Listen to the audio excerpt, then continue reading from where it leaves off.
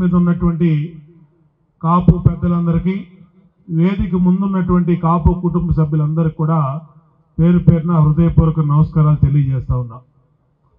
చాలా విషయాలు చెప్పారు. ఈరోజు కాపు సామాజిక వర్గం అన్ని రంగాల్లో ఎదుగుతున్నటువంటి తరుణం ఇది. ఎందుకంటే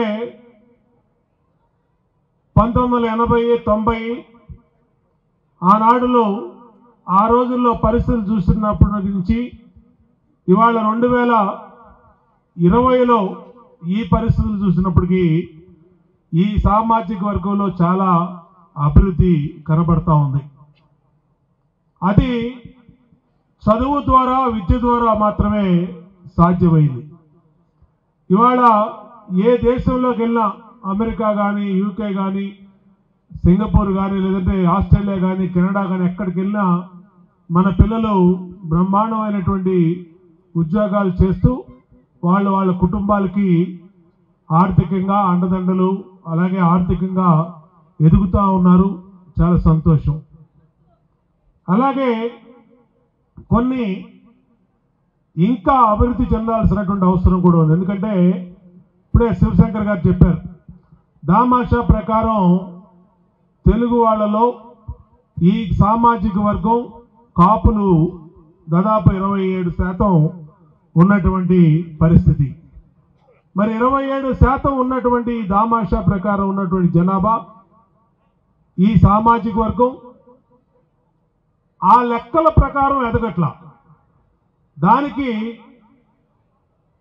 అన్ని రకాలుగా కూడా అందరం ఇవాళ వ్యాపార వర్గాల్లో చూసుకుంటే అనేక మంది పారిశ్రామికవేత్తలు మన సామాజిక వర్గంలో ఉన్నారు. ఫార్మాస్యూటికల్ కానీ, లేదంటే బిల్డర్స్ కానీ, ఇండస్ట్రియలిస్టులు కానీ, ఐటీలో కానీ అనేక మంది మనవాళ్ళు ఉన్నారు. ఆ విధంగా ఎస్ఎంఈ సెక్టార్లో కానీ, వ్యాపార పరంగా కానీ, చదువుల్లో కానీ అన్నిట్లో ఇంకా ఈ దామాషా ప్రకారం ఎదగవలసినటువంటి అవసరం ఉంది. అంతేకాకుండా మన రాష్ట్రంలోనే ఆంధ్రప్రదేశ్ తీసుకుంటే ఒకవైపు తూర్పు కాపులు అంటారు, ఒకవైపు బలిజలు అంటారు, ఒకవైపు కాపులు అంటారు, ఒకవైపు మరి మున్నూరు కాపులని తెలంగాణలో అంటారు, కానీ తెలగ అంటారు. ఇవన్నీ ఒకటే. మిగతా కులాలు అయితే అన్నీ కలిపేసుకొని ఒకే పేరు మీద దేశం మొత్తం పిలువబడే సామాజిక వర్గాలు ఉన్నాయి. రాష్ట్రంలో ఒకే సామాజిక వర్గం పేరు మీద పిలువబడే ఉన్నాయి.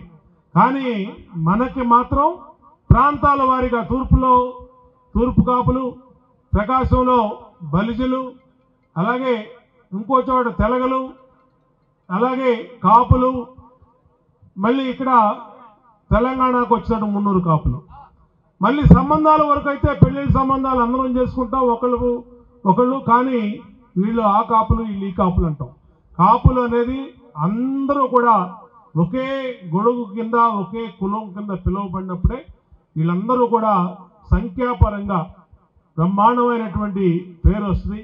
పెద్దలు గోపాలకృష్ణ గారు అలాంటి ఎంతోమంది కృషి చేసినటువంటి దీన్ని మనం రాబోయే రోజు ఇవాళ దామాషా ప్రకారం చూసుకున్న యువకులు ఎక్కువ, మనకి యువతలు ఎక్కువ, అంటే యూత్ ఎక్కువ ఉన్నారు మన సామాజిక. అదే ఈ కమ్యూనిటీ యొక్క స్ట్రెంగ్త్.